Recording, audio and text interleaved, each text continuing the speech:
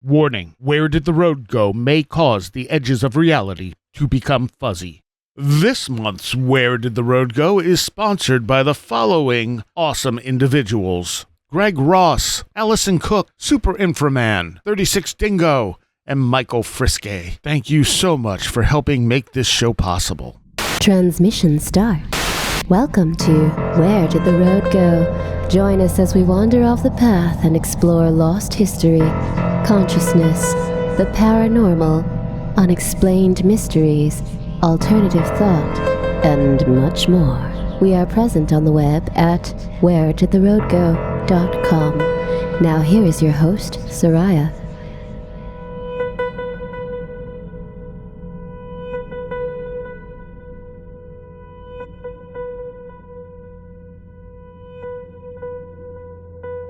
Welcome to this edition of Where Did the Road Go? And I'm very happy to have back Cherylee Black. Hi, Seriah. It's been a couple of years. Yep. And you have brought us Mr. Don Hill. Well, thank you for saying that, Cherylee. That's awfully good of you to do that. And I'm here just at your beck and call. She wrangled you up and brought you here. Well, she drummed me into existence. You know, she's a drummer. You know that. True. So ask her what the beat goes on, Cherylee. So there we go. Yeah, no, I think we're done with those. I just thought you two should talk. Thank you so much for doing that. You're absolutely correct. Seriah, you were a mystery to me. I didn't know who you were until she said, you need to listen to this guy. I agree. Well, I'm glad because she sent me your Substack, and I was going through it and found it fascinating. Thank you. And didn't get to listen to all the clips, but I listened to the one with Persinger from 2005, where you're talking about placebos and stuff, and there's so much in there. Oh my God.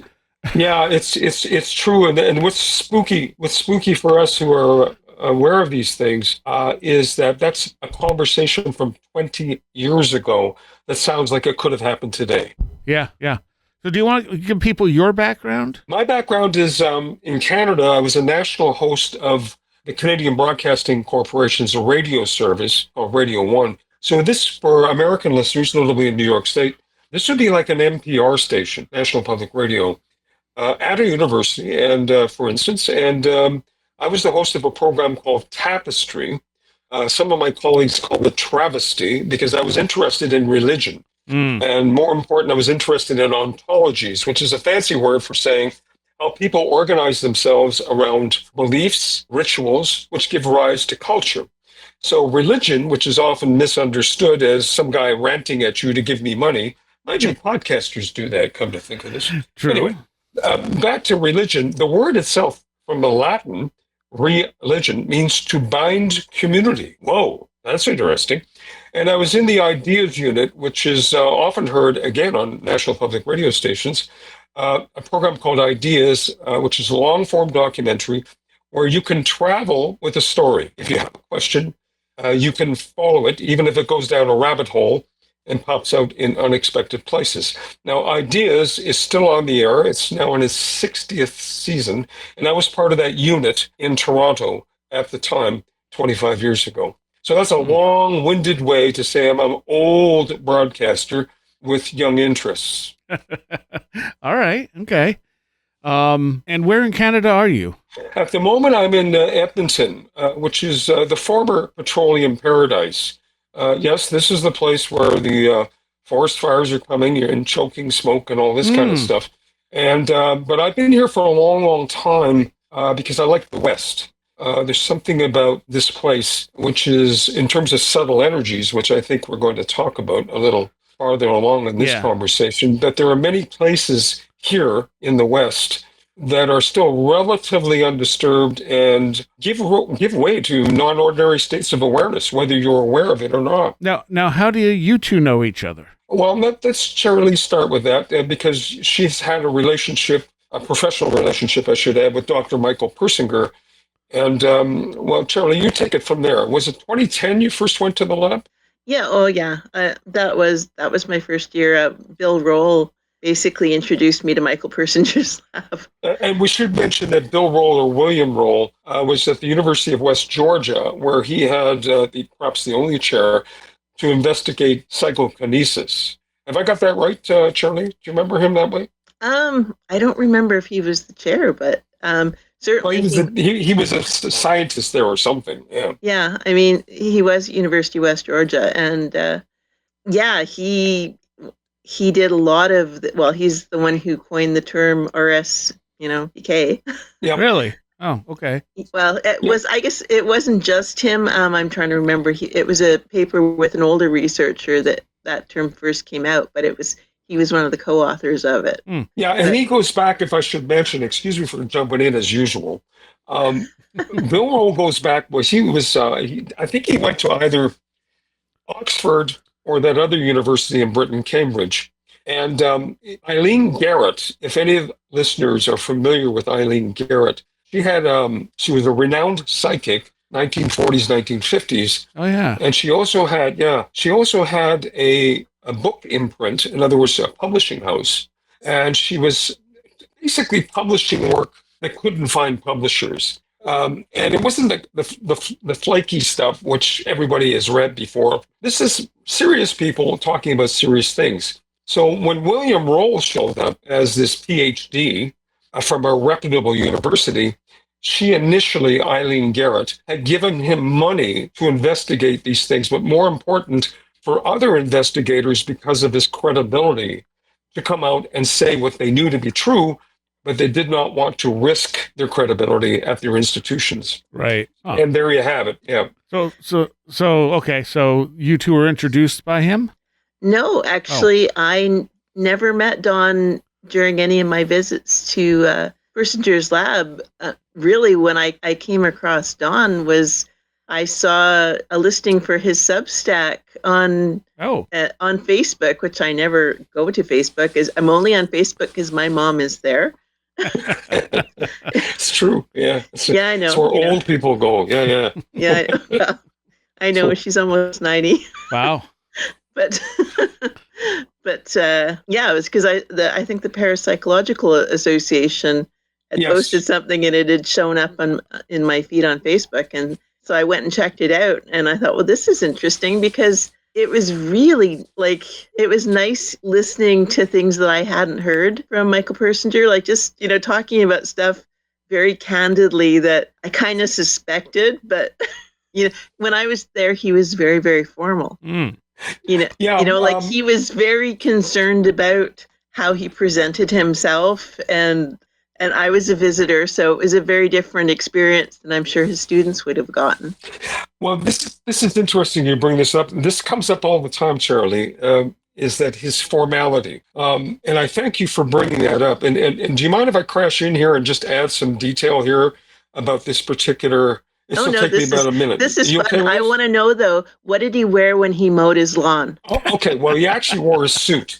Now, there's a reason for that, okay? Now, before we started this conversation, Seriah, we were talking a bit about Daryl Bem, and I hope you can talk to him sooner than later, especially since he's in your neighborhood. Yeah. And Bem, of course, was the one that was amplifying research that human beings and human sentience or consciousness or whatever you choose to call this process of what we think somehow lives slightly ahead in the future, and then our central nervous system or brain or whatever catches up and makes an agreement that, yes, this is what I see, it's real, et cetera, et cetera. Now, that is a really primitive explanation. And that's why I'd invite you, if you can talk to Daryl Bem, for him to speak at length about this remarkable finding that he had. But what Michael Persinger knew is that if you take time, if you can think about time for a minute. Now, I want to go back to the two of you right now. Can you remember 3 years ago who won the best award, Best Actor of the Year in the Academy Awards? What's their name? Everybody knew who that was. I could never have told you that. I don't pay any attention to that. I've never watched those. Yeah, exactly. Okay, so in 1957, this was the most, everybody drove this car in America. Everybody had one. You saw it on TV. They talked about it all the time. What's the name of the car? No idea. Exactly. So what he did, and this is smart if you think about it, he kept wearing the same clothing so that if you had a wider access of time, what's known as not the stochastic resonance. William James came up with this, is that this is the psychologist at Harvard in the late 19th century, who understood that some people seem to have a wider increment of time. They were able to see things not arbitrarily within a second, but they could see everything within an hour, per se. Now, we could talk about Ingo Swann a little later, because it was Bill Roll that brought Ingo Swann to the lab in Sudbury with Michael Persinger. That's how I met Bill Roll, as well as Ingo Swann. So the idea is, if you have a wider increment of time, how do you spot the Waldo? Well, you see the same guy wearing the same thing. Is this making sense, what I'm saying? Sort of. In other words, if you saw somebody a year ago and they're in a crowd and they're wearing the exact same thing a year ahead from now, you'd be able to see them. Okay. Is that making more sense? Yeah. I'm trying to fit that in with like the invisible gorilla research.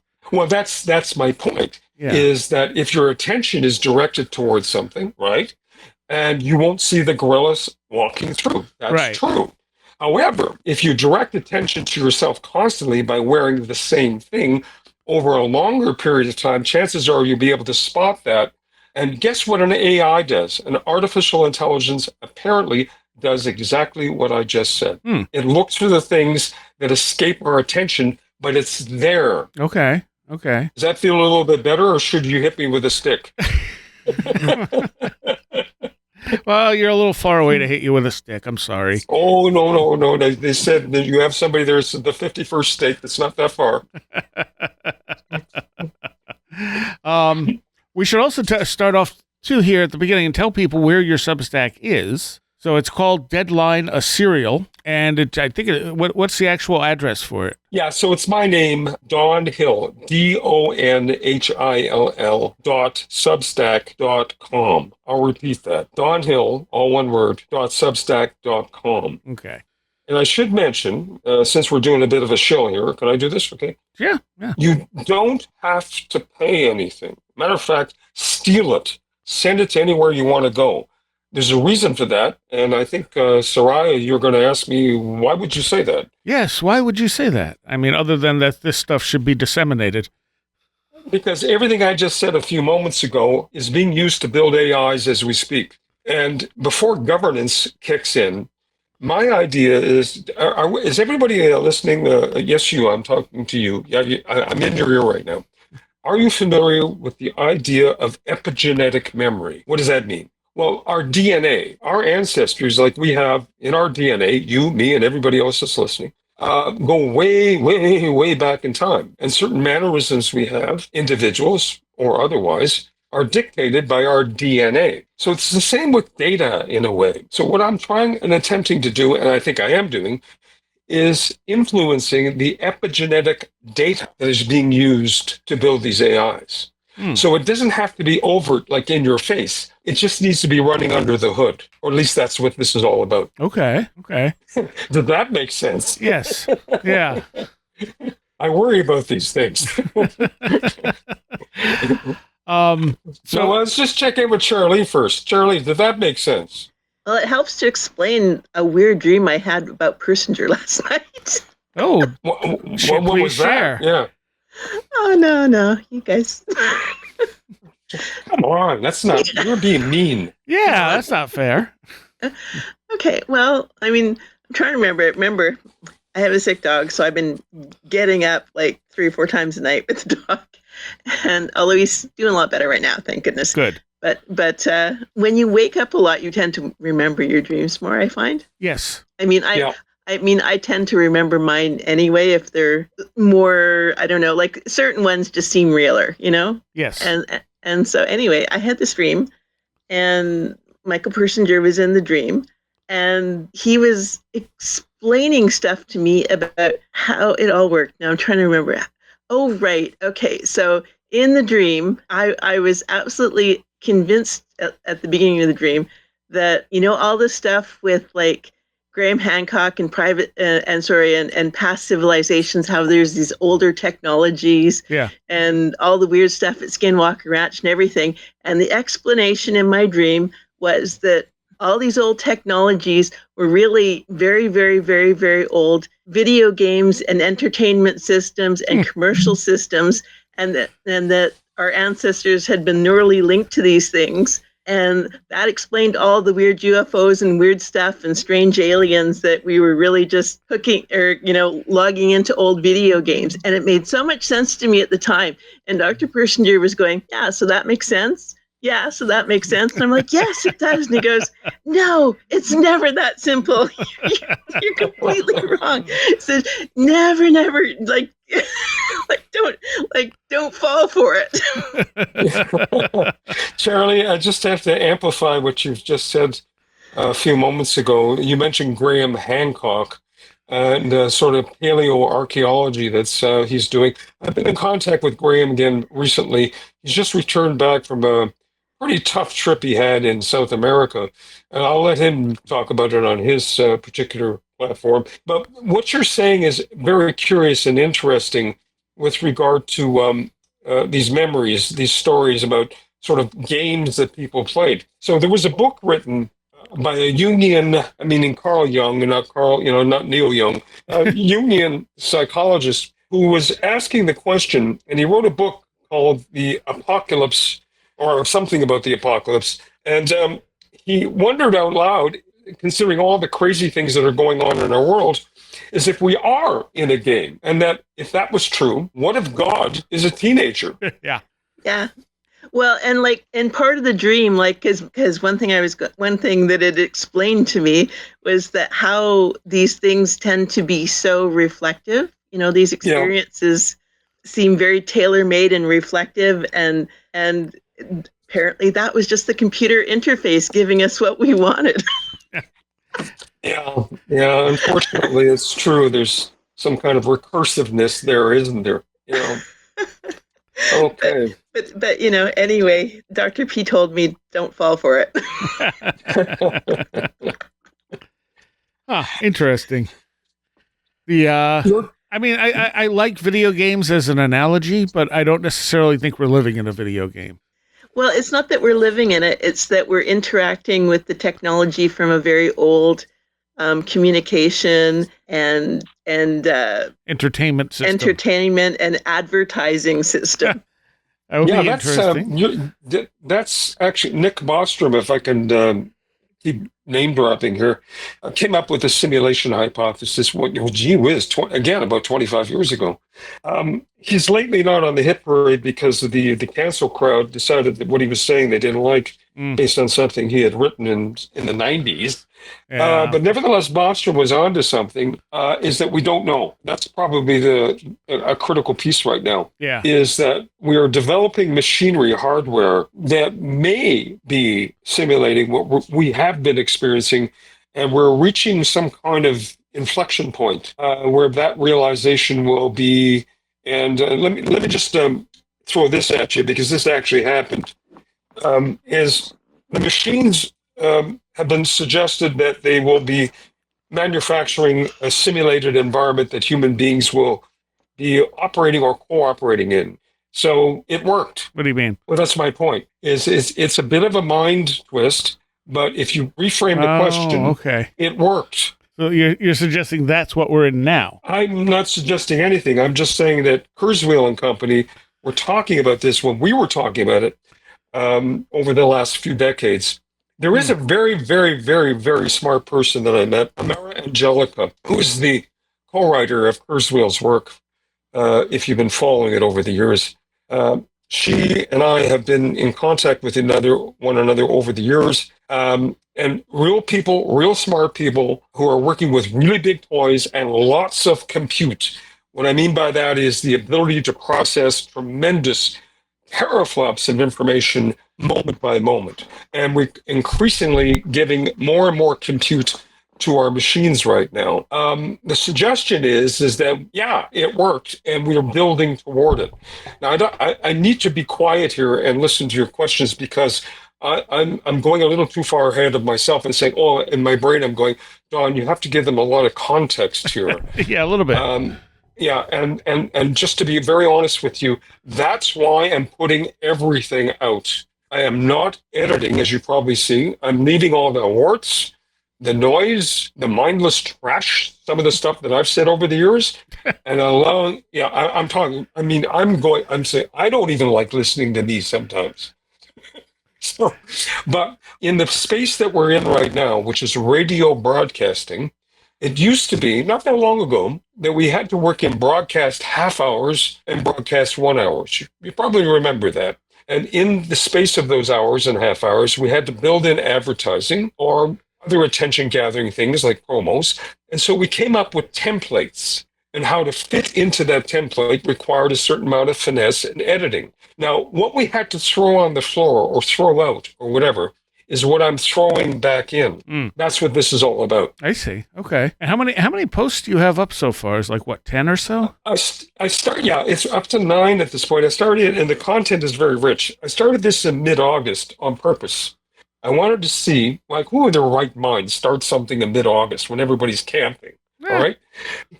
Everyone has devices now. Yeah. I'm sorry. Go ahead. I interrupted you. I was going to say, everyone has devices now. It doesn't matter if they're camping.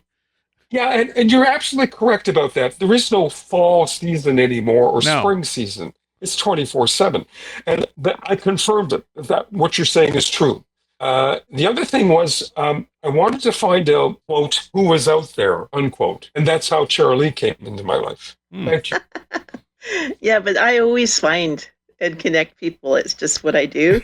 You wouldn't, and the thing was, like, I was on a road trip at a time, so I've barely had access to computers for the last month. No TV, no computers. I don't have a cell phone yet. Really? I didn't know that. Yeah, no, I don't. I used to have like the old flip phone kind, but I don't have a smartphone, and I don't want one. Let me ask you, Cherylee, if you don't mind, sir. Do you not carry a smartphone because it affects your cognition? I just think they make people stupid. How so? If you're the only one in a room who doesn't have one, you look around, everybody looks like idiots. People are just kind of zombified out looking at their phones. Well, and people are getting dumber. Ahead. Like, I swear they are. Yeah, they're dopamine dispensing machines, or cortisol, which is, makes everybody tense. Also, I'm not going to disagree with that, but I find these are tools. I use everything, but I'm very curious to learn. Some people will not have a phone in their pocket because, and I'm just reporting now, they believe it affects their cognition. It makes them think differently. You also have to remember with me that I do a lot of damage to electronics. So, I have a spare computer on the side, and like I got two computers set up for this today. One's already gone, like one's already not working. So, and it's not like I'm stupid about computers.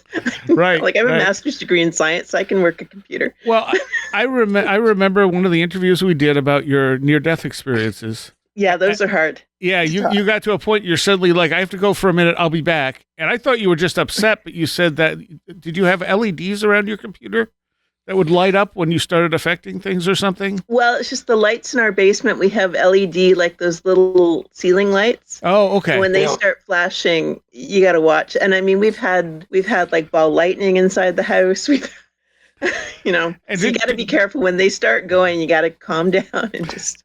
Didn't you also blow up someone else's computer you were talking to? Oh, Lord, yeah, I know. And like he was on the other side of the continent. I had something like that when I had Christopher Ernst and Jeremy Vaney on, and they kind of got, I don't want to say it was an argument. It sounded far more like an argument than it actually was. But all of a sudden, the computer in the recording computer just died. Like everything about it just quit. And we were arguing they were arguing about Kundalini energy. And everything just went dead. And luckily, Skype was still recording. But like, we went to the break, and I said, "Okay, I need to go reset and return on the computer in the other room because I don't know what happened." So, full disclosure on my part of the line. When I was younger, now I'm an old guy. I keep saying this, and I've been around the block and back a few times, but I have to. I'm clean on this, not that I wasn't before. I was blowing up light bulbs and all this kind of stuff before. I could not, especially, and I've never really completely understood that, but some people have I don't want to be skeptical in the sense of saying, it's all in your head. we have results. If something blows up in front of you, it blows up. Right. Correct. Right. That kind of. And if it's consistent, then is there a biological reason for this? Which brings me back to Ingo Swann, ever so brief. We'll talk about hopefully a little bit later about this. So some people have biological effects.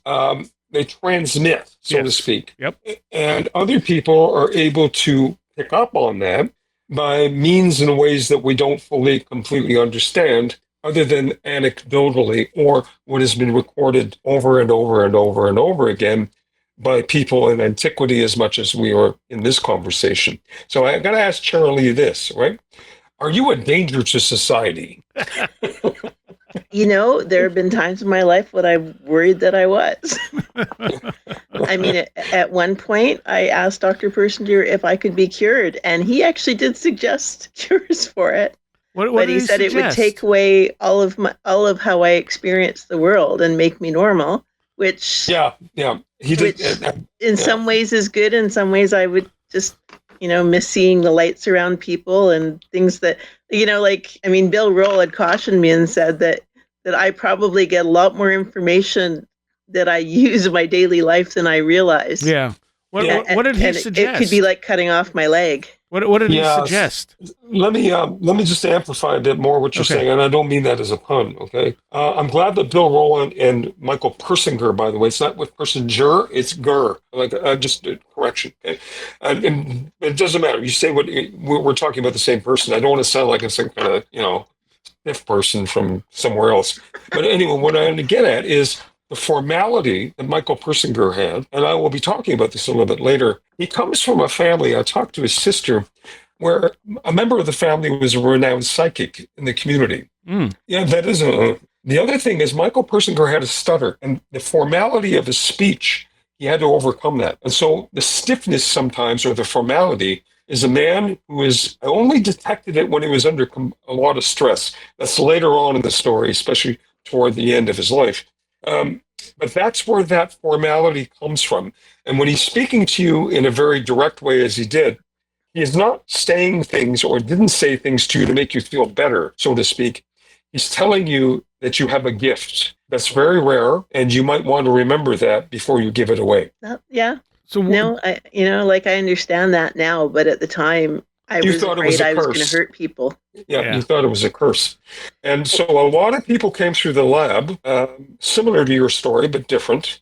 And he was a very, very, very compassionate man, and he had tremendous empathy. And I miss him just about every day. And so you were fortunate to be in that situation, because you would have been written off by other people, as we had discussed before, not you and I, Cherylee, but because it would be considered what you were talking about as a pathology that needed to be medicated away. Does this sound familiar? Oh, yeah. Right? Yeah. And I know, certainly my thoughts of the good doctor was that he was an extremely kind person. Oh, yeah, absolutely. No question. We had a very long correspondence. He gave me so much of his time. Yes. Well, you were special, obviously. He didn't suffer fools, by the way. Yeah. But it's very, very clear that you were, first off, not a fool, but you were onto something, and you were, like me, confused. Am I the only one in the room? You're not. And all we're doing is by doing what we do is we're giving people permission to come forward and be taken seriously. And that's what he did. Yeah. And that is one of the things I want this show to be, is that assurance that people can come forward and be taken seriously. And you can be anonymous as well. I know this is hard. But it's like a joke. Again, I'm crashing in on Cherylee here. Sorry. The joke is this. It's like, let's just say I was an alcoholic. Let's just say I was, okay? And I've been bad behavior for 20 years. And then suddenly one day I wake up, I've had an epiphany, and I've said, oh my God, I'm alcoholic. And I say to my best friend, geez, I think I'm alcoholic. Don't tell anybody. Well, for goodness sakes, you know what I mean? You've been acting strange for many, many years. Well, it's the same thing. I know it's kind of a funny joke in a reverse way. I'm not an alcoholic. I'm a psychic. Think about that. Not me. But, we kind of knew that you were kind of this, that, and the other thing. I don't understand, and I put this question to both of you. Why do people need affirmation for the obvious? That's a good question. I think people don't. I think people want to just fit in. So yeah, I think you're right about that. Cherylee? So and the other thing is that psychic carry so much baggage now, the term. So Oh, much yeah. new age Yeah. stuff, so many charlatans, so on and so forth. Someone will be like, well, I feel that I'm psychic, but I don't want to use that word, and I don't want people to think I'm just, making stuff up. Yeah. Well, and I mean, I can remember being at a research lab, not the one in Sudbury, a different one of the States, where the researcher came in the first day and told me all psychics are fakes. and and then he told me that's a good place to start, right? Yeah. And I don't think he realized, like, I don't think he thought he was meaning me specifically, but it's just, well, all psychics will fake the results if they can't get them for real. It's just what they do. So, and I'm like, no. But it is a thing that does happen.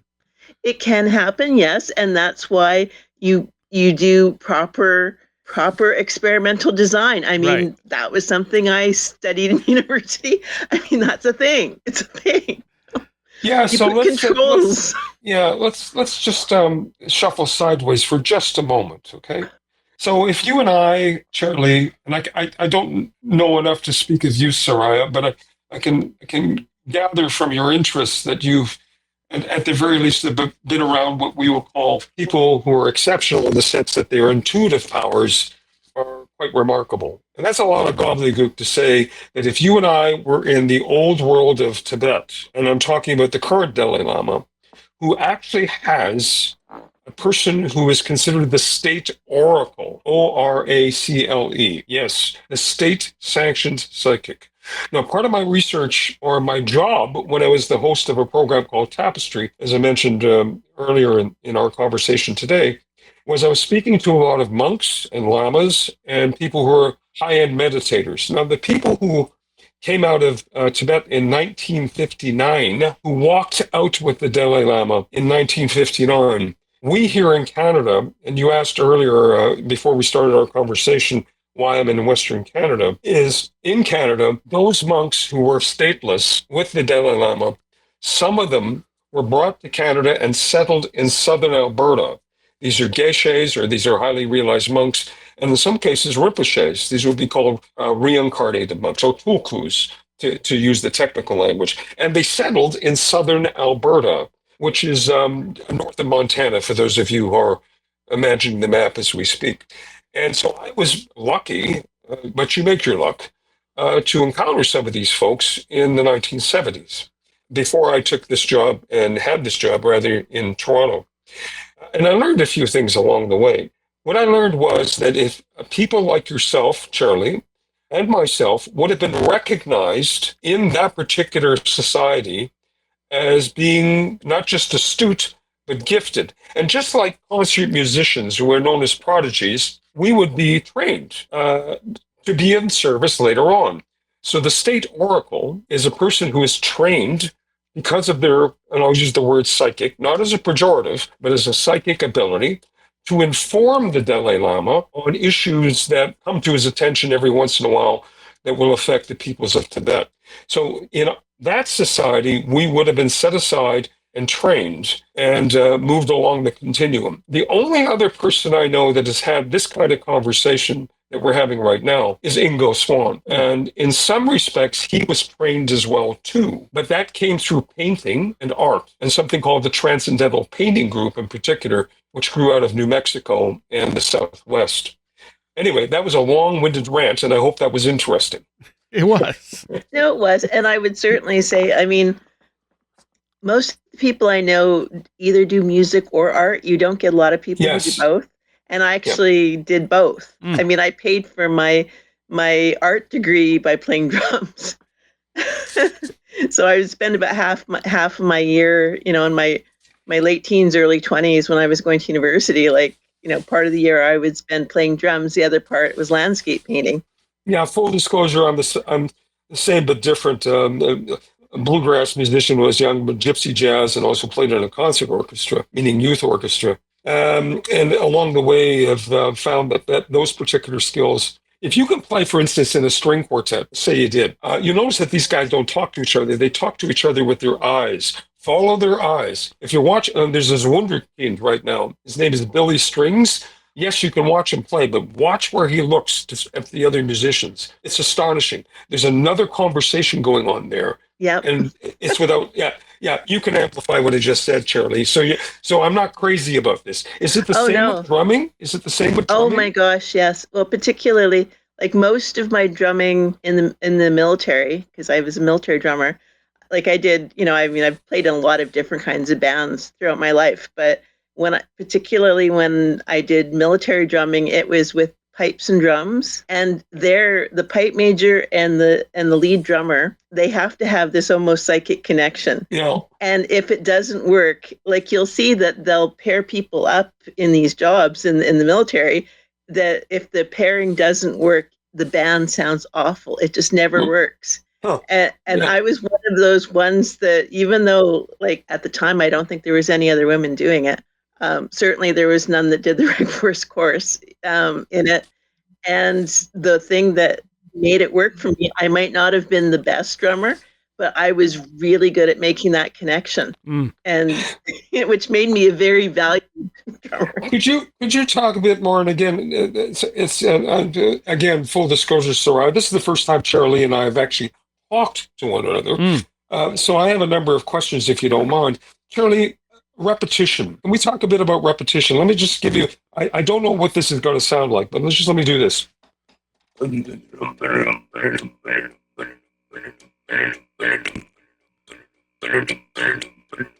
So in pipes and drums, very, very quickly what we found in the lab, we did some experiments, I'm talking about the lab in Sudbury, that people begin to entrain almost immediately, within 30 seconds. Is that your experience? And do you have specific drum patterns and also tones that you've used that you find are particularly effective, even though people are unaware what's happening to them? Yes.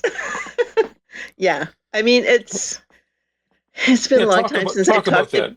It's been a long time since I've really talked about, the history of this, because I used to have to teach people this when I was a drum instructor. But this music goes back a long way in our history. And, basically, it goes back to oral traditions. And so, when you hear those things, people react to those drum patterns and to that music in a very visceral way. Like it just reminds us of something that's really old in us. Did you get a sense, and this, again, Seriah, I'm sorry, this will be my last question. I promise not to hijack your interview. Do you find that when you get into that space, the zone, the time disappears? Oh yeah, it's like being in a near-death experience where time doesn't. Now you just robbed my thunder. So it is very akin to that. You don't know what time it is. No. Well, it's not that I don't know what time it is. It's like it's now, right. But now can be like a pinpoint, or it can be something really, really large, because it's always now. Yeah. So here's the beauty about this. Okay. It's the eternal now, right? So now we're dreaming. I've just invoked a dream. You and I are dreaming, and so is Seriah. Where are we? Inside ourselves. Maybe. We evoked something here. We have never met each other in person. We're mediated by an electronic device. What if that device is the dreamscape, and we're dreaming right now? How would we know we're in a dream? This is an age-old question. Is life just a dream? Well, I would say, again, this is open to conversation. I'm making stuff up right now. What would happen if it's about drumming and repetition? I have no idea. Neither do I. Okay. So we turn it over to Cherylee. I'm music.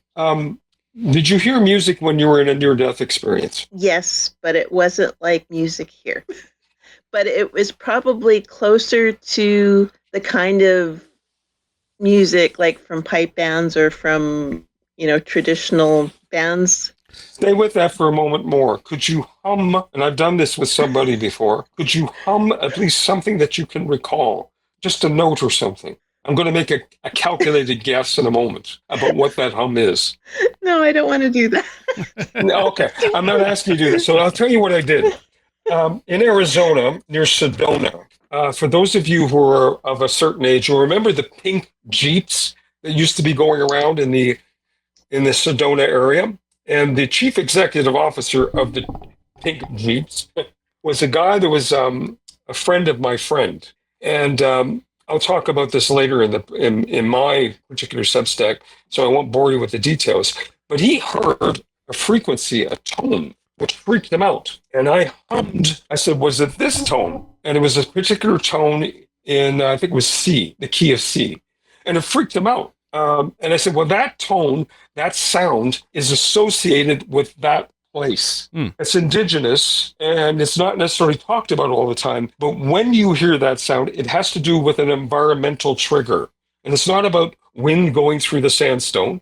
It's just that there happens to be a sound inducing a certain space. For those of you like Cherylee who can slip into that space, sometimes you do not require that environmental trigger, but you might be in that space whether you know it or not. Now, again, I'm making that part up. I don't know for sure.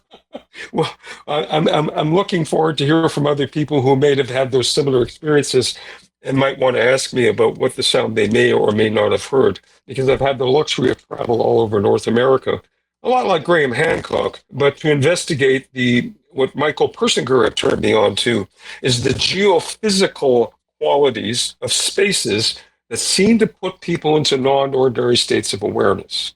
I should leave it there because I'm talking too much again. Sorry. It's okay. It's interesting.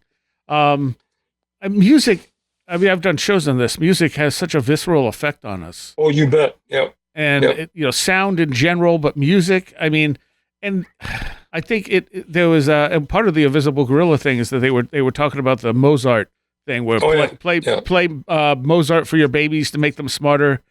And they debunked the whole study, and they said basically, if you listen to music you like before you take a test, you do better, which makes sense. But just before you go there for a second, because I get a little bit of history there. Okay. Okay. It's not that the research or the idea was wrong. Remember, there was popular literature that was moving that forward. I just forgot the guy's name. He was a Canadian, actually. And it'll come to me later, probably later in the night when I sleep. Right, I should have said this guy's name. But what most people don't understand, because they haven't been told, that Mozart was synesthetic. He was a synesthete. And a lot of his music was purple. Okay. So what's synesthesia? It's the crossing of senses. Yeah. Okay. And so the idea that, you can do a certain kind of lullabies or whatever, which would induce a crossing of the senses, is not far-fetched. But the other things is, humming 432 hertz or something like that. Yeah, I've got problems with that too. I've just found that music can affect my mood in a very severe way. Absolutely. If I'm depressed and I listen to something that that kind of like connects with that, it will lift my mood. If I hear something I really don't like, which is like, say, most pop music, it'll just immediately, I'll be like irritated, like nails on blackboard type of thing. Well, 9 Inch Nails were a pretty good band, Yeah, well, that's true. I do like 9 Inch Nails. I didn't say that. I just, but I want to stay with that for a moment more, okay? What is it about pop music that irritates you? I think it's and you were talking a little bit about this in your hour-long conversation with Persinger, novelty. Yes. Like, it's the same thing over and over that's been like just watered down and sugar-coated, and I hate it. When I hear a band that's doing something that hasn't been done before, I'm immediately like energized. I'm like, what is this? Oh my God, who's this band? Yes, and again, it's very important that we discriminate something here. Repetition doesn't mean what we're talking about right now. What repetition to the central nervous system is, it habituates to the sound and occupies a certain bandwidth in your central nervous system, which allows other sensors to come to the fore. Now, hopefully that made sense. In other words, the repetition of what, people who do these prostrations, you see them bending over and crawling on their bellies and moving forward. That's engaging a part of the central nervous system, arguably. I don't want to get too technical here because even I don't know what I'm talking about. But what it seems to do is that you habituate to that repetition and you lose sight of yourself. Yeah. And that allows that other data, whatever you choose to call it, to come to the fore. Now, what we're talking about and what you're saying just a few moments, pop music is not repetitive so much as it is mindless. Yeah. And that's the difference. It's an irritation. and that you're actually paying attention to the mindlessness at the expense of the other bandwidth that's being consumed. I could be doing something else. Now, I haven't said that entirely properly. I mean, I'm working on these things, but I've come to that conclusion based on evidence of doing like I mentioned, I'm an old broadcaster, and I used audio tape, quarter-inch tape, and I had to edit it with a razor blade and a China marker. Okay, I don't know if that's been your experience and if I don't ever have to see another inch of tape, I'm sure. But what had happened to me on several occasions when I was editing these long shows, remember I was paid to do documentaries. I would be doing thousands of edits sometimes in the course of a 1 hour or 2 hour show. I know that sounds ridiculous, but that's how we had to do to tighten things up to fit those broadcast hours. And then every once in a while, I would watch myself in the sense of a meditation, cutting the tape as if it was another person. Yep. And then I realized it was a gift. It was kind of like a weird meditation practice. That's what I mean by repetition for the other bandwidth to come to the fore. Mm-hmm. Cherylee, does that make sense what I just said? Does that been your experience in drumming? Oh yeah. I mean, it's particularly when you're with a band and there are certain times when the music is just elevated somehow. Mm-hmm. When everybody is really, really connected. And it's really good. Like for me, there are different types of musicians. Some musicians play for themselves. Some musicians play for an audience. I'm an audience person. I can play so much better with an audience. If I'm by myself in a room practicing, it's garbage. It's just not. It was never my interest to be that kind of musician. And I know others who hate playing in front of an audience. They play for themselves. Right. But when you get the audience sort of connecting to you and feeding into the energy, and the band is all connecting to one another, and there's just this huge connection that just makes everything feel bigger and timeless somehow. Let's take that another step for those of us who performed in front of people. I've actually not just been in a band, but I've stood in front of many as 10,000 people. And I'm not saying that to brag. I'm just saying that that there's something, and I think what Cherylee's hinting at is that the energy of a crowd.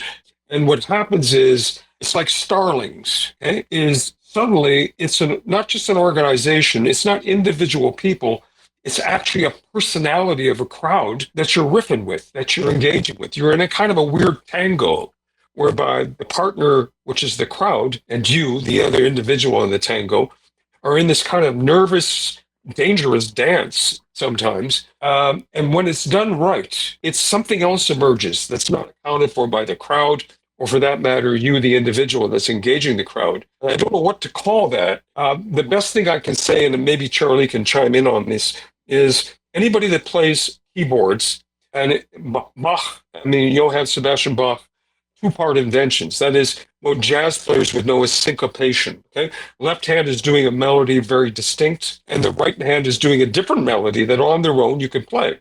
When you put the two together, like a wonderful performer like Glenn Gould did, he played the air between the notes, but something else emerged that wasn't accounted for by the notes, by the left hand and right hand. And I don't know what to call that. But when you were talking, Cherylee, you reminded me of this. I thought it might be important for the listener to understand that that's what we're talking about. It's kind of a rift between you, the individual. It could be the city that you're in. It could be the subway or the bus or whatever. It has a personality. It's a thing. It's alive. It's real. And if you play the room, it's pretty amazing. Yeah, no, I mean, I understand. I've played in arenas full of people. Yeah, you know what I'm getting at. Yeah. So talk a bit about more, especially if I didn't make any sense. No, yeah, I mean, in drawing, it's called light and shade. Okay, what do you mean by that? What do you mean by light and shade? It means that the negative spaces and the positive spaces come together to create something. Like, it means that the line, like the notes are not any more important than the spaces. Yeah. So is this kind of like what I was yakking about a few moments ago, like tango? Like, if you think about tango, if you're not careful with the partner, especially if they're wearing stiletto heels, It's an equal dance. You cannot dominate the partner. You have to work with them, right? Because it could be dangerous. But when it works, it's pretty amazing. It's an art form. Yeah. I would say that I would even continue that on to something like scientific experiments where everybody is a participant, even if they think they're just the scientist. Right. Well, and there's also that energy you get from being in the crowd. Yes. Especially if the band has sort of that sort of sound that's almost trance-inducing. Yeah, exactly. Yeah, I actually find it very difficult to be in live concerts. Oh. I mean, I almost got crushed in a Bowie concert when I was young. I passed out.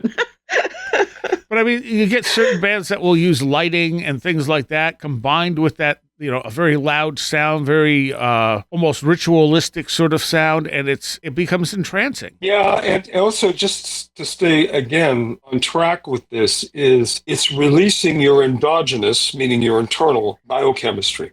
We make our own drugs. Oh yeah, and when you're in that space, again, at this point, I'm not going to say treat everything I say as lies.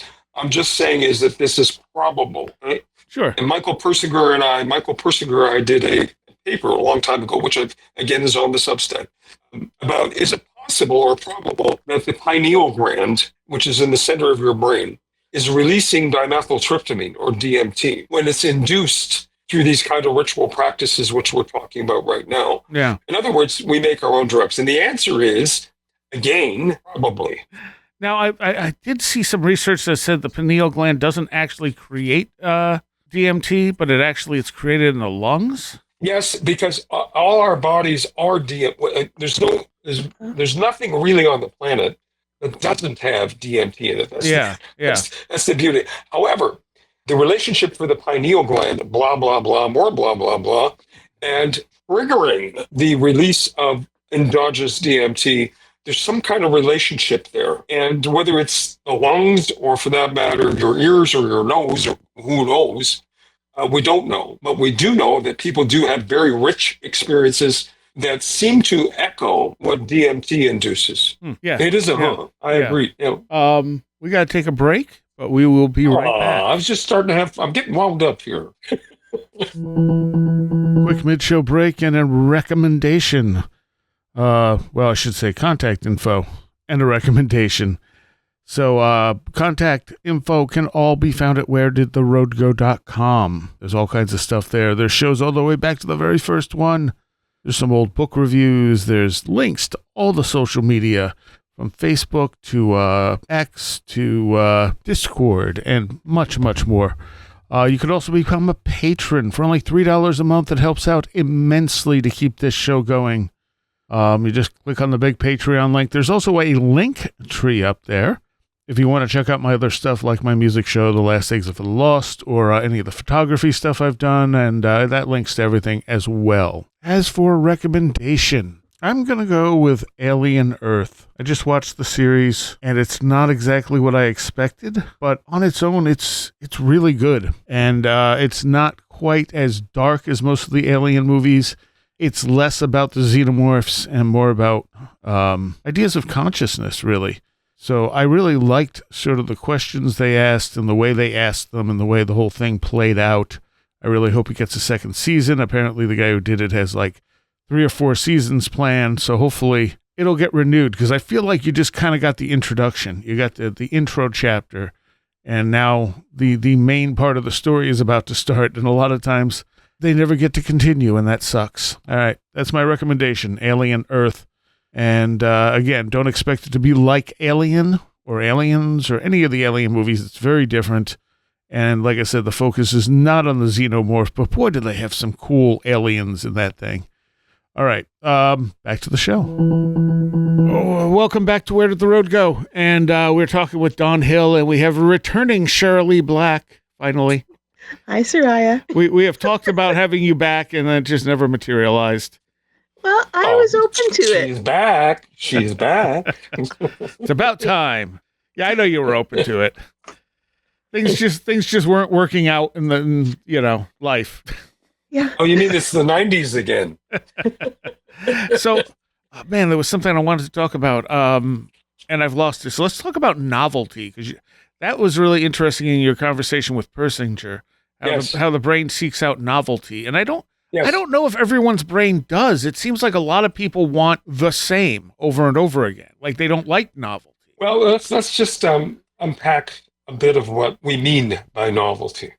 And for those who understand novelty as something new and like pop music or something like that, that's not what novelty is to the central nervous system. Our ancestors, and this is a funny story, but it's true. There were ancestors that did not respond to this green thing moving in the forest. And there were ancestors that did respond to the green thing that's moving in the forest. The ancestors that didn't respond to the green things moving in the forest are not our ancestors that are alive today. So what I'm getting at is that you had to be hyper vigilant to survive. Right. And hypervigilance has been medicated away, ADHD, call it what you will, as a problem because you cannot focus. Now, for those of us in journalism, and I would like to think that you are, Seriah, even though it's like lawyers, don't call me a journalist, please don't do that. But journalism, it's an asset to be hypervigilant. You don't want to medicate that away because you need to be aware of the things that you cannot see. In other words, the gorilla that crosses the basketball court. Well, everybody's focused on the basketball because we tell you, you must focus on the basketball. Yeah. Okay? So, but something in your sense, your novel sense, is there's something not quite right here. It doesn't feel right. You can't explain it. It just doesn't feel right. And that's the gorilla. And so the central nervous system, if you try to just keep it replicated and calm down or medicated away, it's not healthy for you to do that. And that's what we're talking about, the novelty jag. See, but I feel like there's a lot of people who don't like change. They don't like... Well, it's true. It's very true. The only people that like change are babies. I get it. No, well, I mean, positive change to me is a good thing. I don't want negative change. But, like, I know so many people that even little changes, even if they're better, they get upset about them. Well, that, again, please treat this as with, complete suspicion, all right? We've had a bloom of so-called autism as a diagnosis. And if you've ever run into anybody that's really autistic, I have many friends on the autism spectrum. They can't handle change. And the reason why that is because there's too much information going on. Yes. Yeah. So in other words, their central nervous system, again, I'm not a physician, I'm not a doctor, I'm a journalist and a documentarian.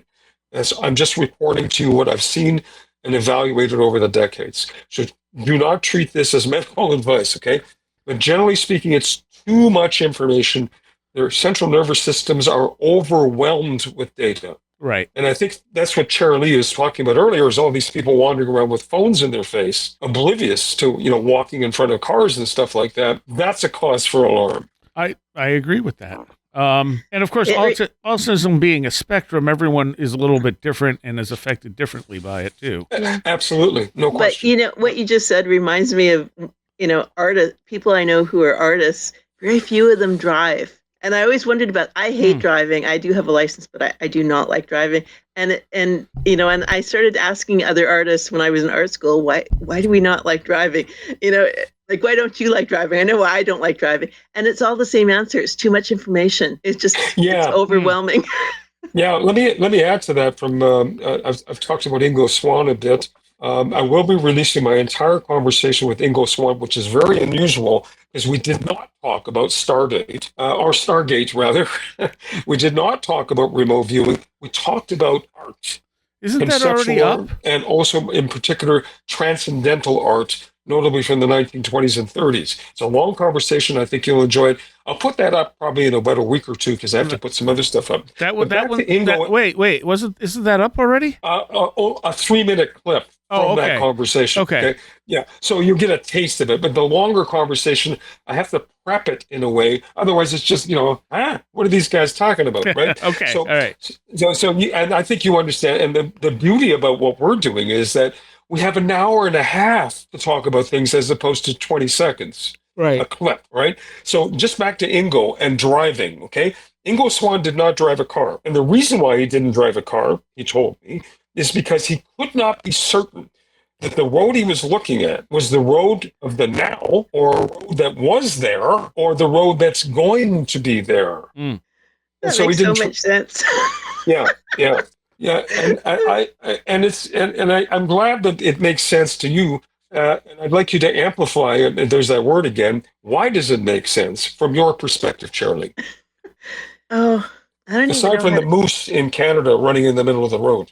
Yeah, well, yeah. I mean, it is just when I'm driving, I'm not just seeing like one reality. It's like I always, well, I mean, not just when I'm driving, but I often see like overlapping. Maybe I should stop you right now because somebody might want to take your license away because you're driving under the influence of intuition. Yeah, no. So when you say you're seeing multiple realities, is it like seeing multiple possibilities? Yeah. Okay. Yeah, that's better. Yes, but it's not. Again, this is back to Daryl Bem. We were talking about him earlier before we started this conversation. It's if you think about looking through curtains. No, that's stupid too, Don. Don't even go there. It has to do with layers of information. It's all there. It's just that where we choose to look temporally. In other words, all the information, like people are worried. Yeah, let me say it this way. People are nervous about whether there is a future for humanity. Right. Can we agree on that? Sure. The fact that we're talking means there is a future. It's already happened. So we shouldn't worry about the future. Okay. I'm not sure I follow that one. I know it's tough, and it took me years to figure it out, and I still can't say it properly. It's layers. Because time doesn't go in one way, Seriah. It goes in both ways. Yeah. Well, I know that. Yeah. And that's a simplistic. Yeah. And so if that's true, if you can accept that that's true, then it's not about access to time, ACCESS. It's axis, AXIS, from a particular point in time to other points in time. Now, whoa, that's deep, Don. Don't go there. Yeah. But see, for me to drive a car, I find I have to narrow my focus. Right, exactly. Which it takes a lot of energy to do that. I mean, I can do it. I mean, I can do I can do that when I have to, but it's not relaxing. Right. Stressful. And the other thing is back to the llama guys that we were talking about earlier. A lot of them don't drive, and I'm talking about the championship meditators. I'm not talking about the ones that show up in robes on the weekend and then go away and do what they do.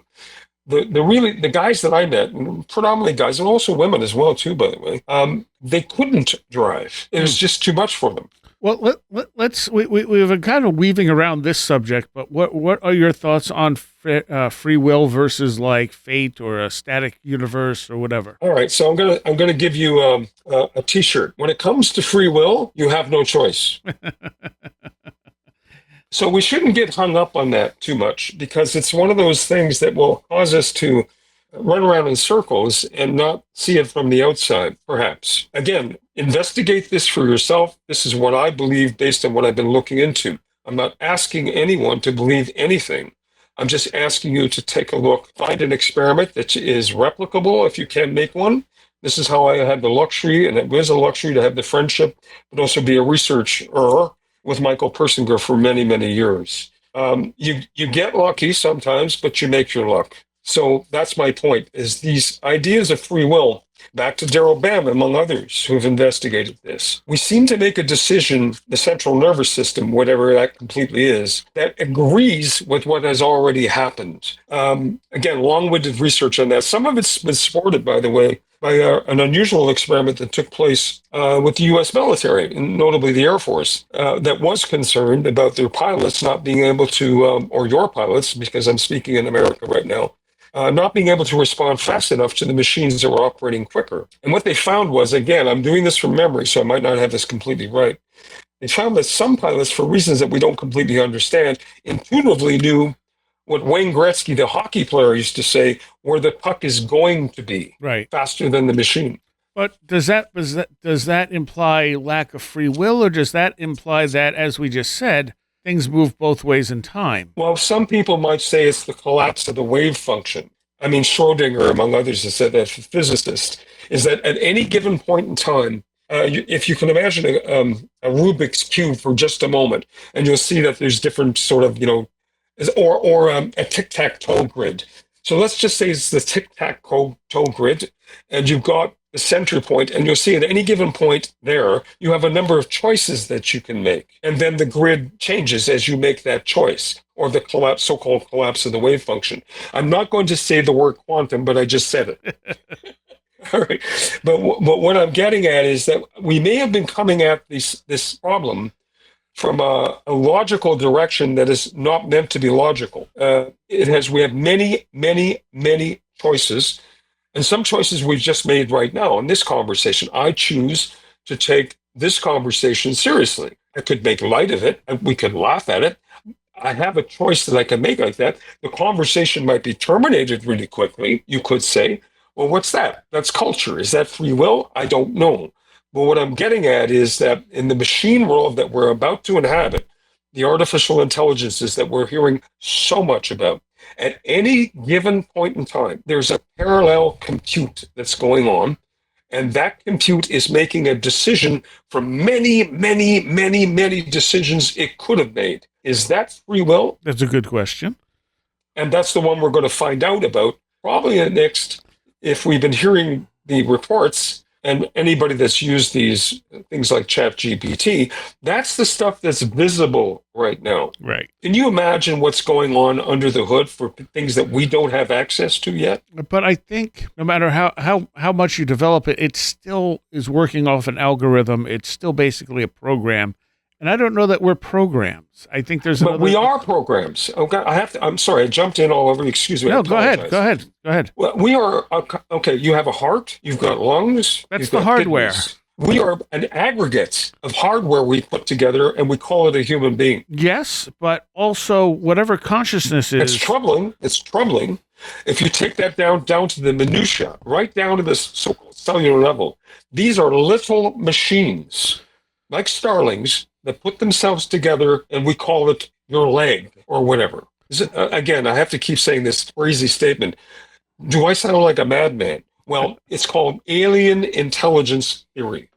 So I guess my point is that, yes, the body can be seen as a machine, but... An aggregate of different machines. Right, but consciousness started at a point and has been passed on organically. Well, wait a minute, okay? I have to ask you this question, Seriah. Are you sitting down?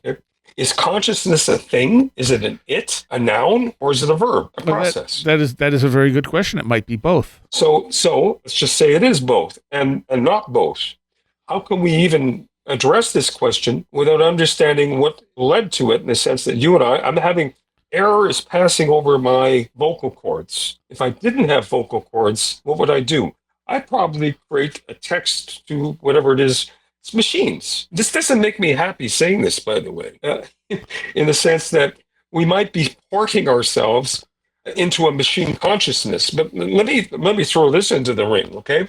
All this talk of going to Mars, human beings, it can't happen. Our bodies can't cope in space. I've been saying this for a while, actually. Yeah, that part I agree with you, but I disagree with the part that we're just machines.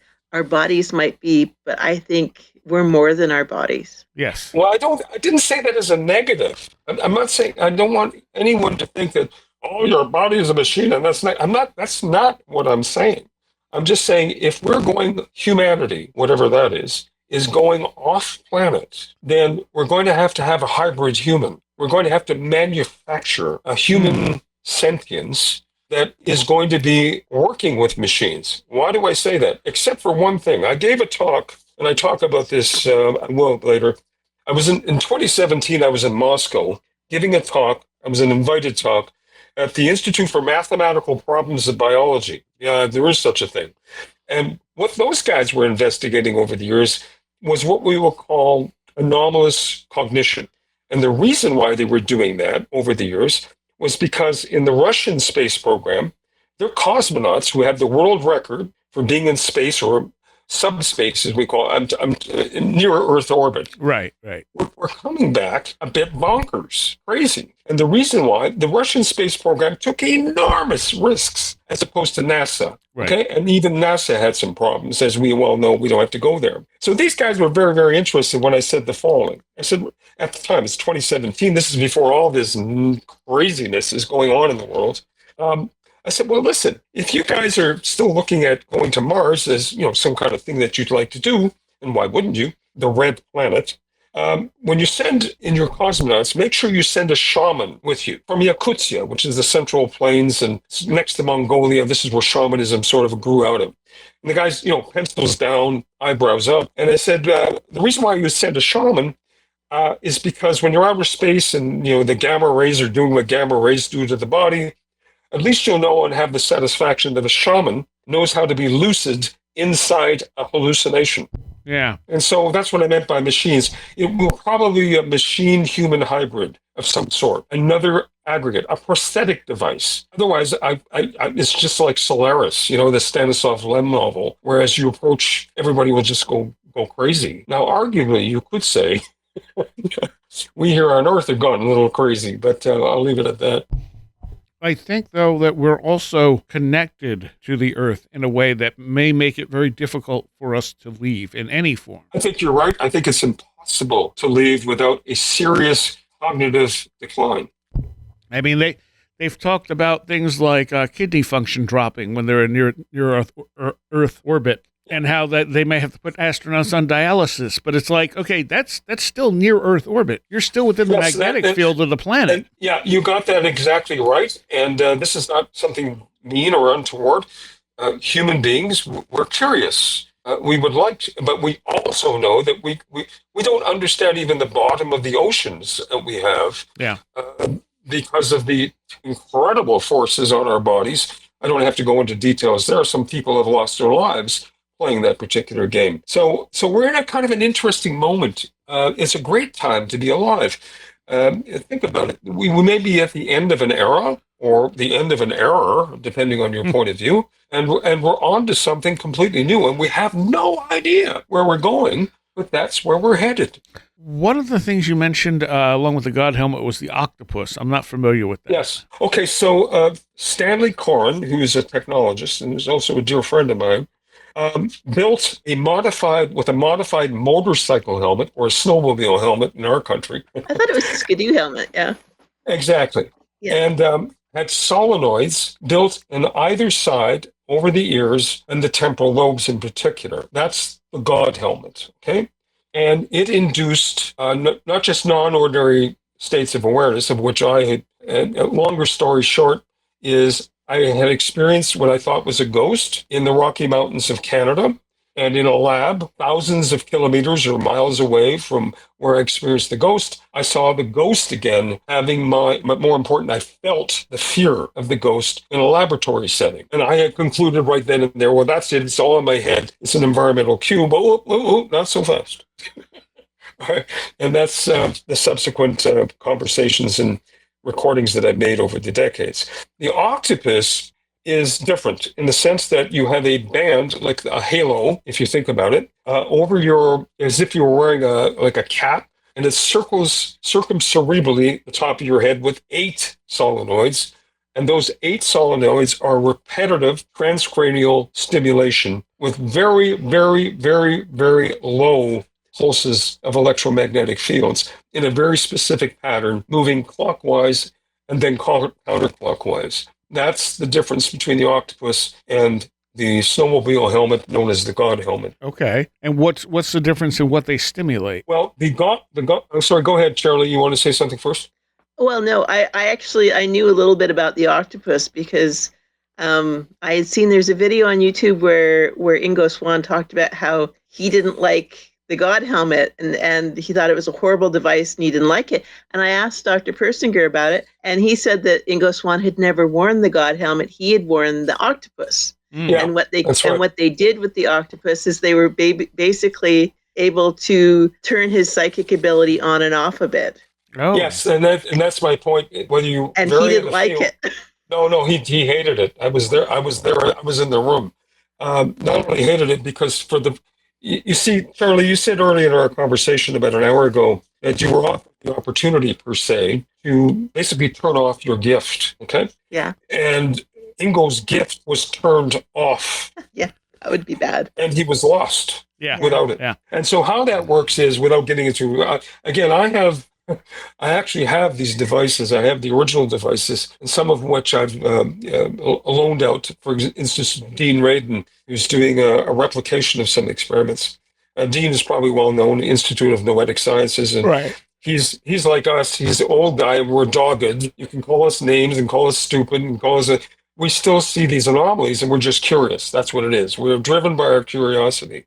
These anomalies did not go away. They're still there and they won't go away until we pay attention to them. That's where the repetition comes into play. But the nature seems to be as if it has to do with, okay, this makes more sense. If you know about meditators, they're very, especially if they're doing circumambulation, you'll see these guys going around in circles, whether it's the Kaaba, if you're an Islamist. The Kaaba is basically where the stone that Allah was supposed to. You know this image. You've probably seen it. It looks like the Borg, right?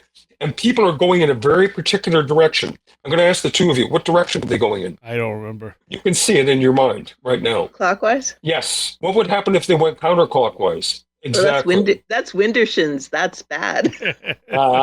See what I mean? So if you take that at the macro, which I just talked about that, and you put it at the micro, you can see what I'm getting at. So there's some, and now here's the other interesting thing. In the old Tibet, by the way, there was a civil war in Tibet, and that's why the yellow hats and the red hat guys are different. Yeah. But that's another conversation. And the Civil War was hundreds of years ago. But you'll notice that the meditators there, when they circumambulate, they do go clockwise. But the ones that go counterclockwise, it's usually like that. You remember that penguin that was in the Werner Herzog video from the Arctic? Was, aside from the rest of the gang? Or maybe you don't. No. But when the people that go counterclockwise, they're part of the older tradition that predates the Tibetan Buddhist practice of the modern practices. They're the old animism, and that's why they go in the other direction. Okay. All this minutiae, I hope it's useful to somebody. I would think so. It's interesting. Well, yes, so is, life. But anyway. Yeah, so the thing is, that's Ingo had his gift, and that's the way to put it. Interrupted, and it spooked him. Yeah. It's just like waking up one day and you can't see color. Well, that would happen to me when this stuff was when my I don't even know what to call it. When the weird things that happened to me were starting to happen more consistently, and I was able to pick up more stuff from my environment. When I would drink, it would go away, and after a while, I literally started feeling like disabled for about a week because I wasn't picking up all that extra information. It's funny you should say that you're drinking, and I don't say that as a negative. Full disclosure. I had to turn off some things, and I had to stop dreaming. Now, friends, for those of you who are listening, this is a trying time we're in right now. There's no question. The world has gone to hell in a handcart, and your dreams are probably interrupted. But before you get yourself self-medicating, and being very, very honest to you, dear listener, check space weather, the National Oceanic, and those guys. Yeah, you pay for it. Check to see if there's a K4, 5, 6 storm going on, or a G1 or G2 storm. This will make sense to you if you check it in there. And then correlate that, if you will, with your dreams. There might be a reason why there's anxiety. We are now currently in the solar maximum, part of the 11 years. And this solar max is crazy, like over the top. Like we were seeing in the August, the aurora here in the Northern Hemisphere. That's how nutty the solar maximum has been. But also, the solar maximum, we're seeing stuff that we shouldn't be seeing with the stuff we're being hit with from the sun. Like Earth's magnetic field is behaving weird too. So stay with that, because this is slightly important in the sense of from my perspective, and I really do need to listen to you. And so what it means is mammalian brains, animals. We're an animal. Sorry, Cherylee, can we agree that we're animals? In terms of mammalian brains, are susceptible to these pulses, these impulses. We just are. Yep. And so if the critters are behaving strangely, and they are, is it because of wildfire smoke? Possibly, probably. Or is it because of the sun? I don't know. Or it's an interesting more likely question. Both. Yeah, I think you're right about that. Did we lose Cherylee, or maybe she had to go look after the dog? I don't know. Cherylee, you there? She might have had to go look after the dog. Probably had to go see the dog, yeah. We should mention that she's got a sick dog. So yes, well, we're actually out of time for the main show. So once again, Are you only on Substack? Yeah, there's a reason for that. Is I don't want to. Well, as a musician, I got some other stuff on the go. This is not about me. This is about a remarkable scientist and an individual. And I want, as I said earlier off the top, to seed the AIs that are being created as we speak right now with what I call an epigenetic data. And that influence could be or should be felt under the hood as opposed to overtly. But I do have some other websites and stuff like that, and maybe I'll post that a little later on. And I actually don't know. Thank you for doing this. I will post this because everything we've talked about and more, I've tracked. I've either done broadcast programs about these things over legacy media, as we will call it. I've been part of art presentations around the world, invited as a guest artist, blah, blah, blah, more blah, blah, blah. And I'll put everything up, but go to the Substack. Can I say it? Do you mind if I say it? Yeah. Don Hill, DONHILL. That's DONHILL, donhill.substack.com. It's free. If you feel that you want to make a donation, fine. It just helps it move a little quicker. But there's no obligation. Steal this information if you need to. Send it everywhere. Copy it. Do whatever you want to do with it. Propagate it, if I could use that word. Because the race is on at this point. And it's not only Persinger, though. You have other people up there, too, you've interviewed. Yeah, and it's all connected. For example, when Cherylee was saying William Rowe, I spoke with William Rowe. I have all those conversations. And the other thing, thank you for asking this, I'm not editing them. So you're going to hear warts and all, your data dropouts. I'm talking about digital dropouts. I've cleaned up as much as I can if it's really, really bad, but I say as much. I think you've already heard one conversation. Yes, yeah. But most of it's pretty good. I'm quite surprised. Surprisingly, you'll probably find the analog tape has done better than the digital. That's on the CDs. Especially the early CDs were like the burnables. They're rotten. They are so bad. Yeah. And the Sony mini discs, if you have the Sony ones, they're pretty good, but the knockoff ones, for other companies who will go nameless at this point, a lot of digital rot, and I've had to rescue a lot of that. But I'm putting everything up there. Probably have the whole thing done. I don't know when. But you're right. There's other conversations like Ingo, like Bill Roll. Elmer Green from the Manager Clinic. Who? One other thing. I'm going a lot. A lot of the embargoed material. What I mean by that in journalism was I had to seek permission to release it because either it was embarrassing or it was too personal or it was just too weird. Okay, I've been releasing that material. And Elmer Green, and that's the next thing. That's why I'm writing this down. The next piece after the one if you go to the Substack, I'm going to put the Elmer Green piece up. Because Elmer, speaking of all the things we were just talking about over the last 10, 20 minutes, speaks directly to the influence of what we'll call subtle electromagnetic fields with a unique experiment they did called the copper wall experiment and in Topeka, Kansas. And it was influenced by Madame Blavatsky and Theosophy and a unique entry into something called the Mahatma letters to Sinnett, who was an editor of a newspaper. Again, doing this from memory. I'm not having fun doing this, by the way. You're prompting me to remember things.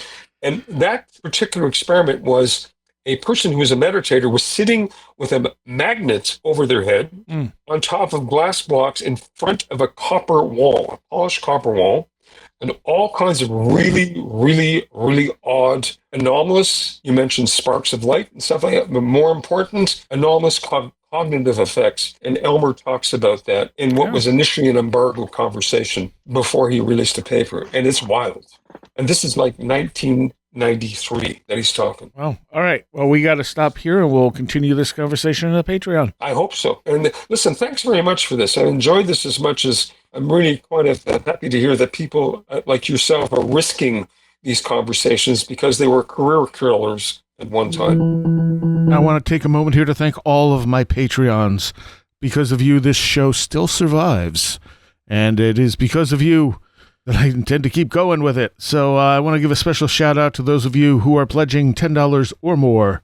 Greg Ross, Cherry Trapezoid, Tactical Therapist, John Blackburn, Matt in Delaware, Mark Smith, Madeline J., Marty Garza, Gantic, Allison Cook, Super Inframan, 36 Dingo, Trin, Sean Cosgrove, Tim, Matthew Sproul, Ruth Fortescue, Andrew Nichols, Martha, Tyler Glimstead, Christine, Mothman Bren, Mark Brady, D. Esme, Patricia Gaia-Quinta, Kevin Schreck, Linz Jackson K, Charles in Florida, Land of the Crazy and Communicable, Charles Davis, Kristen L, Automaton, Riker and Stark, Abby Allen, Bright Rectangle, Eric Citron, Kevin, American Rambler, Sam Sharon, Tyler Bell, Thunderboy, Eric Todd, Ann Witowski, Vincent Trewell, Will Powell, Barbara Fisher, Schmooples, Devourer of Mortal Souls, Jay, MTK, History and Coffee, Diane B, Beverly Williamson, Jim and Sophie, Andrew Maines, Jonathan Frost, Victoria,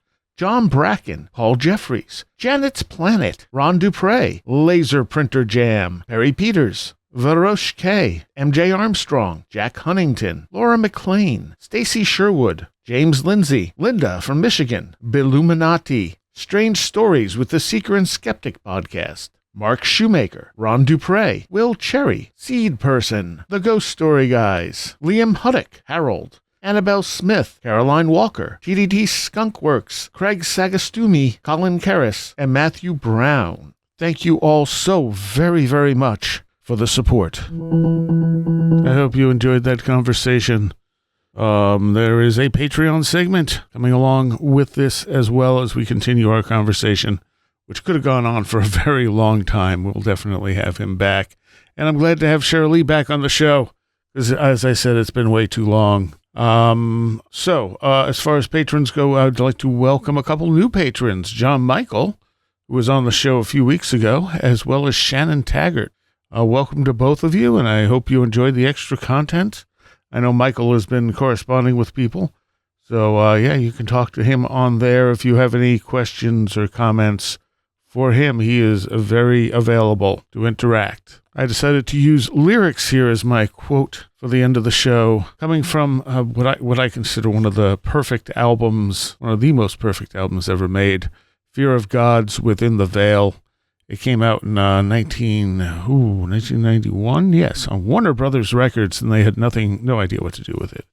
But anyway, there's a piece in here called The White Door, which is just sort of ambient with her talking over it, Dawn Crosby, and it says, as you go down under the ocean, you reach out for something to believe. Doubt nothing, be not deceived. Always loved that. So that's my quote for today. See you next time. You have been listening to Where Did the Road Go? This show is made possible in part from our Patreons, and we thank you and everyone listening for helping us continue this exploration of the strange. You can always find everything Where Did the Road Go related at www.wheredidtheroadgo.com. And thank you so much for your support.